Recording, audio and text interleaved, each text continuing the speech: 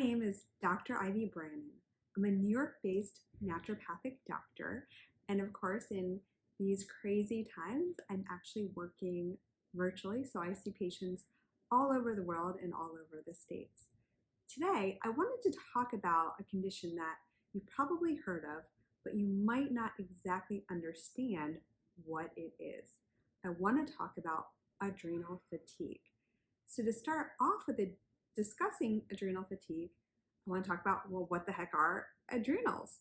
So adrenals, or adrenal glands, are glands that are actually right above our kidneys, and they have a lot of responsibility. But in this discussion on adrenal fatigue, we really want to focus on their processing of stress and the production of stress hormones. And basically, so if we think about like a stress response, where does it start? It starts in the brain at the hypothalamus, and the hypothalamus talks to our pituitary glands, which then secrete hormone that tells our adrenal glands to kickstart and produce a lot of cortisol, which back in the time of prehistoric times, it would help us become safe from saber-toothed tiger, but now we are releasing cortisol or having a stress response even in regards to traffic or a crazy email from our boss. And so that's one of the functions that our adrenal glands do, is the production of cortisol. So then, okay, well, what exactly then is adrenal fatigue? So adrenal fatigue is when we're constantly under stress and our body does not cope well with that stress, either because that stress is constantly present. So if we're someone who works very, very long hours, high pressure work, or having experienced any kind of catastrophic, perhaps the loss of a loved one, all this, if the stress is remaining and we don't have the coping mechanisms to deal with the stress, our adrenal glands are kicked up into overdrive. And yes, initially during chronic times of stress, our bodies are producing a lot of cortisol, but there's only so much our adrenal glands can handle. And so what happens is actually you see the opposite. You see a reduction in cortisol production, because basically our adrenal glands have become fatigued. So you might be wondering, how do I know? Or what are some of the symptoms of adrenal fatigue? So as the name, adrenal fatigue, one of the common symptoms that patients will be experiencing is fatigue, very, very tired. But what's interesting about adrenal fatigue is, yes, the patient or the person experiencing adrenal fatigue might feel very tired, but then it's interesting because then you have this sort of wired but tired kind of sensation, specifically at night. So you're seeing a lot of sleep disturbances, specifically difficulties falling asleep, but even more markedly, problems maintaining sleep. Other signs and symptoms of adrenal fatigue also include low blood pressure. So in addition to the adrenals' responsibility for producing cortisol, they also produce some hormones that are associated with blood pressure regulation. So that's why you might also see a dip in blood pressure. Other signs, allergies, asthma, specifically when these allergies and asthma symptoms are worse at night. Though we often think about cortisol in a negative light, a lot of people blame cortisol on abdominal fat, for example. Cortisol does also help with inflammation. And so some patients who have different types of either autoimmune conditions, such as hypothyroidism or rheumatoid arthritis, it could actually be linked to adrenal fatigue and a reduction in cortisol levels.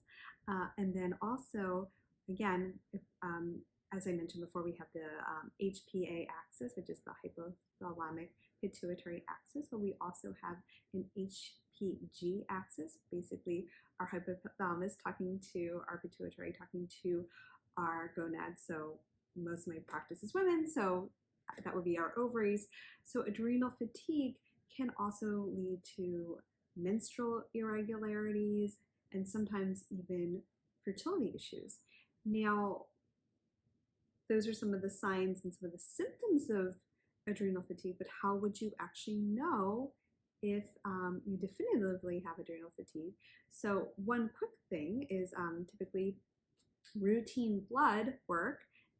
There is what's called a complete metabolic panel, and on that you test, part of the panel is sodium and potassium. And so a very low sodium to potassium ratio is typically a sign of adrenal fatigue. The other thing I forgot to talk about is also adrenal fatigue is also associated with blood sugar regulation issues. So sometimes we'll see off glucose levels, off hemoglobin A1C, insulin levels. And then the last real two big markers of adrenal fatigue, cortisol. So either seeing low abnormal cortisols throughout the day. So cortisol is best tested at least twice, if not 4 times per day, because basically as the day progresses, we actually have a decline, a natural decline in cortisol levels. So there's an actual cortisol rhythm. So basically the level of cortisol rises is the highest upon wakening, and then it slowly declines throughout the day. Because actually cortisol is a very energizing hormone. So if we're seeing just in general very, very low levels that are abnormally low, that would definitely be indicative of adrenal fatigue.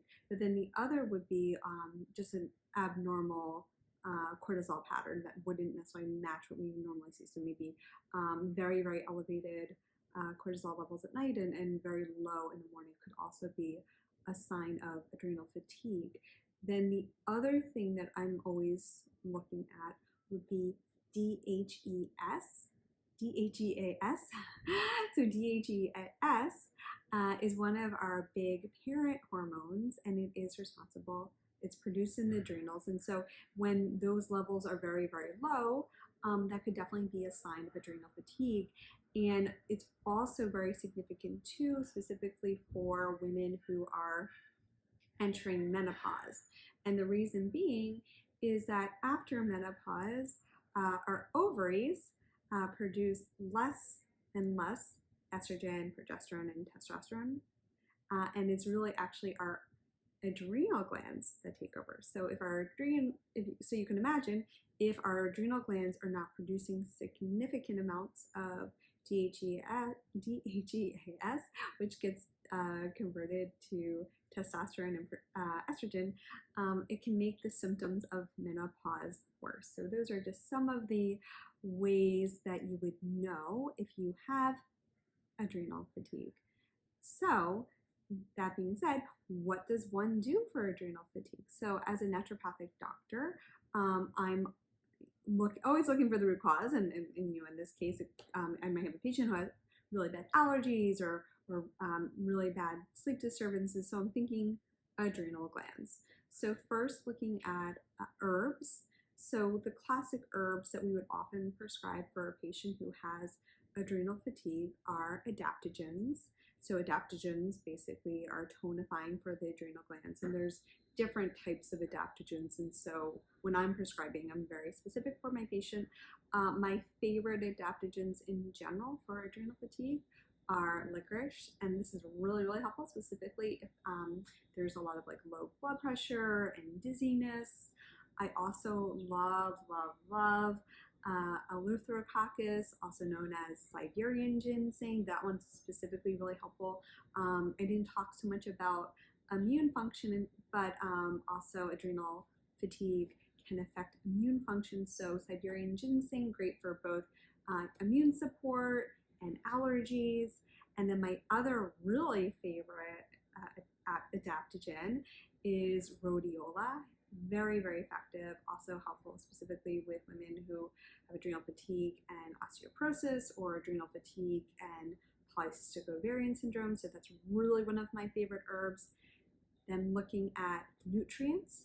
So some of the specific nutrients for adrenal fatigue are nutrients that support the production of different, both, as I mentioned before, cortisol, but then I also didn't really mention so much how our adrenal glands also produce norepinephrine and epinephrine, which is adrenaline, and I think the name kind of speaks for itself.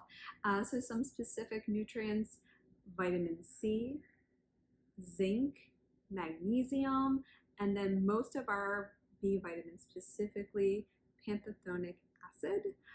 Also, just from just a nutritional standpoint in general, I would recommend patients to obviously get lots of good, healthy fruits and vegetables, making sure you're drinking enough water. Another thing also with adrenal fatigue I have seen is electrolyte imbalances, so making sure that your sodium and potassium getting from your vegetables. Also making sure that you're getting, if you tolerate grains, good sources of whole grains, protein, and also staying away from a lot of refined carbohydrates, sugars, and alcohol. So those are going to be really, really supportive for your adrenal glands. Now, you might be wondering, how do I know if I'm better? So typically, patients, after, depending on the severity of the adrenal fatigue, typically will experience improved energy. The other really big thing is cognition. So I didn't mention also another symptom of adrenal fatigue is brain fog or difficulty focusing. Sleep is typically improved.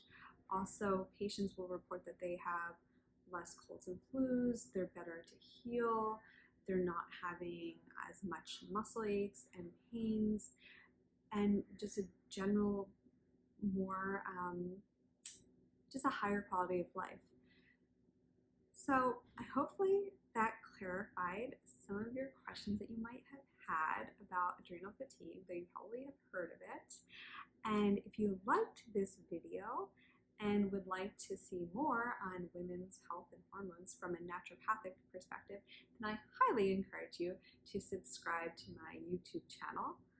Again, my name is Dr. Branin. I'm the Naturopathic Doctor of Simplicity Health Associates, and hope you have a wonderful day. See you next time.